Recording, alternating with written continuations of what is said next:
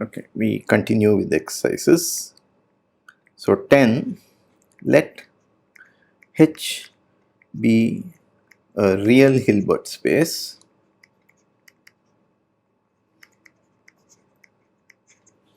and let T in LH be compact and self-adjoint.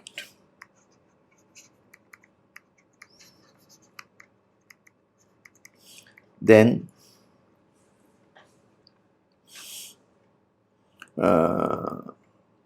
H admits and H be a separable real Hilbert space, then H admits an orthonormal basis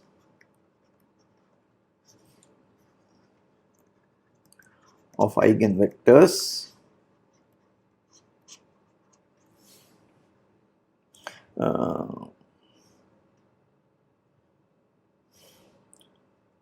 of H of T and the variational characterization holds. So if you are dealing with a self-adjoint operator, then of course it means that all the everything is true. Okay, so the solution, we can show that sigma t in fact is contained in MM, where M is the inf of Txx, norm x equal to 1 and capital M equals sup of Txx, norm x equal to 1. Okay, so this requires did not require anything about the complex vector spaces, and therefore this you can show, and that M and capital M belong to sigma t. So this part continues to be true even in the real case because we did not use anything. Now if you go through the proof of the theorem for the structure of the orthonormal of the basis of orthonormal basis of eigenvectors, then you remember that there was a space F and we showed that F perp was equal to 0, and this was based on the fact that if you have T is sigma T equal to 0, then this implied that T equal to 0, and this was because of the fact that if M and capital M are 0, then Txx equals 0 for all x, and that required the complex structure of the Hilbert space to show that T equal to 0. But if it is self-adjoint, we don't have to do it, because for all x and y we have 0 equals T of x plus y, so that is Txx, that is 0, Tyy is also 0, and therefore that is Txy plus Tyx. So we are showing that Txx equal to 0 for all x implies T equal to 0. So if we prove this, then all the rest of the theory which we have proved so far will work. But this is nothing but Txy plus Ytx, because T is equal to T star, and that's equal to 2 times Txy, and this is 0 for all x and y, so this implies that T is identically 0. Okay, so therefore the entire theory which we developed for compact self-adjoint operators, the existence of orthonormal basis of eigenvectors and the variational characterization, everything goes through, and therefore we have this proof. Okay, so now we are going to do a series of exercises which are very interesting, and okay, so 11, V Banach and T in LV compact. Let L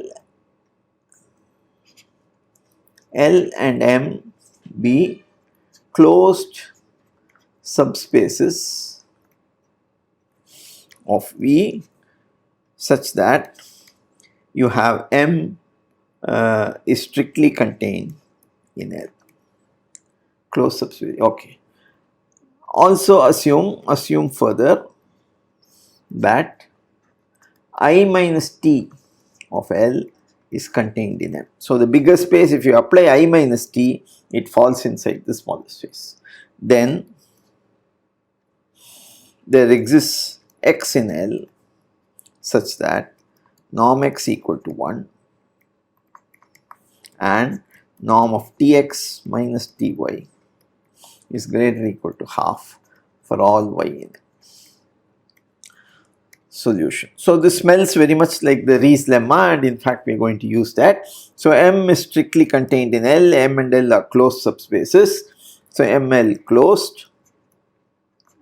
So Riesz lemma implies that there exists X in L, norm X equal to 1 and D of Xm is greater or equal to 1 minus epsilon, which we are going to take as equal to half. Okay. So if you take y in M, that's of course contained in L, and this implies that y minus Ty belongs to M, and this implies Ty belongs to M. So this implies that I minus so T of Ty belongs to M. Okay, fine. And if you take an X is in L, implies X minus Tx belongs to M as well. Okay. So we have Tx minus Ty equal to X minus Ty minus X minus Tx. This belongs to M, this also belongs to M, and therefore this is equal to X minus W, W in M, and therefore norm of Tx minus Ty is greater or equal to 1/2. So that proves this proposition, this problem. Okay, so now we are going to do an important exercise. So V Banach and T in LV compact. A. For every n in N, show that I minus T power N is a compact perturbation of identity. So this is a very trivial solution. Okay, so I minus T power N, apply the binomial theorem. This is I minus NC1T plus NC2 T square plus etc. plus minus 1 power N T power N. Okay, and that's equal to I minus NC1T minus NC2 T square plus etc. minus 1 power or minus 1 power N plus 1 T power N. Now T square are all compact because T is compact. So all sum of compact operators is compact. So this is equal to I minus Sn compact. So that is done. Okay, B. So let Nk equals I minus T be the null space of I minus T power k. Then Nk is an increasing sequence of finite dimensional subspaces which is stationary. That is, there exists an M such that Nm equals N, M plus 1 equals N, M plus 2 and so on. Okay, so this is what we want to show. Okay, solution.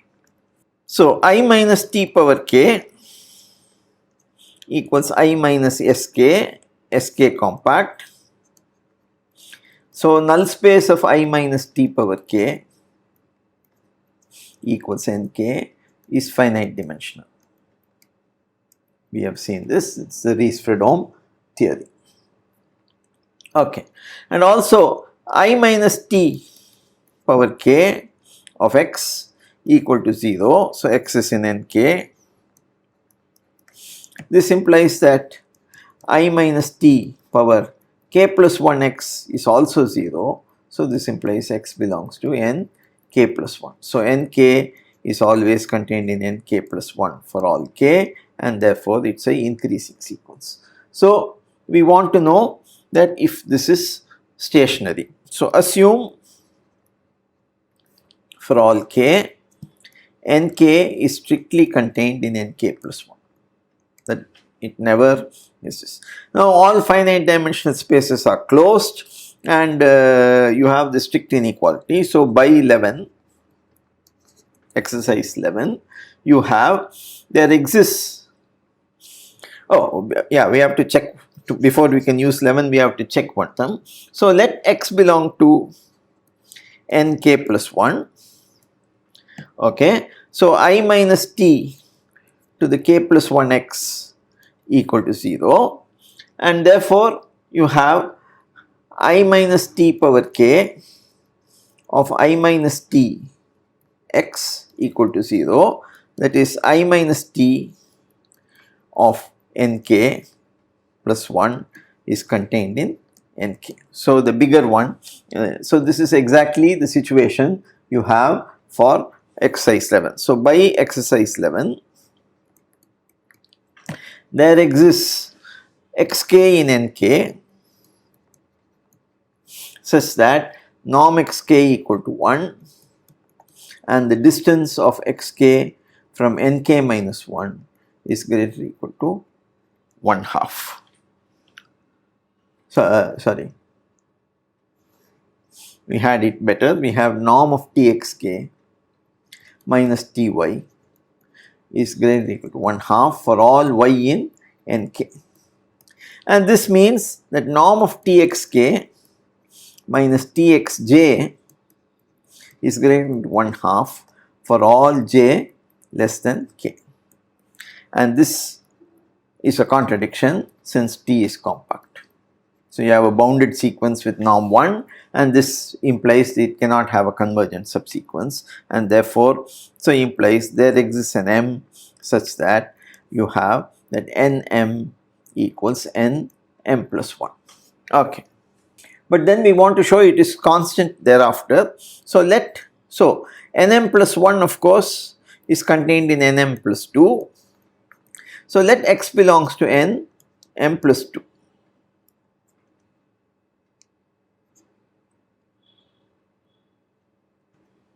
Then I minus t to the m plus 2 x equal to 0.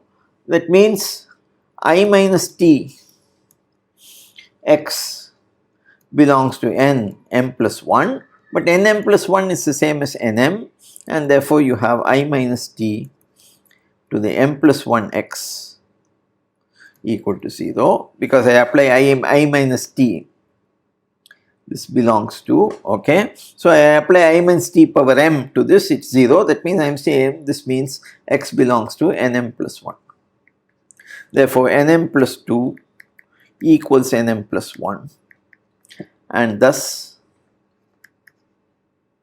n L equals nm for all L bigger than m.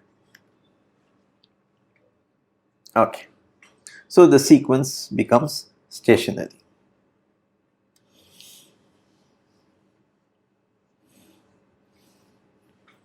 See, if V is a Hilbert space and T is self-adjoint, show that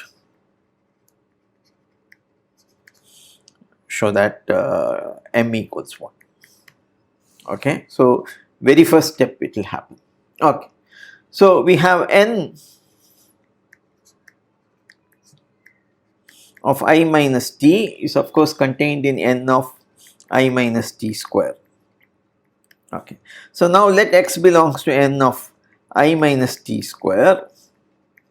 So I minus t square x equal to 0. So I minus t square x equal to 0. Now you take one I minus t, the I minus tx, I minus tx equal to 0, since t equals t star. Okay, when I take the adjoint, and that is norm of I minus tx square equal to 0 implies x belongs to n of I minus t. So the two are equal. So n of I minus t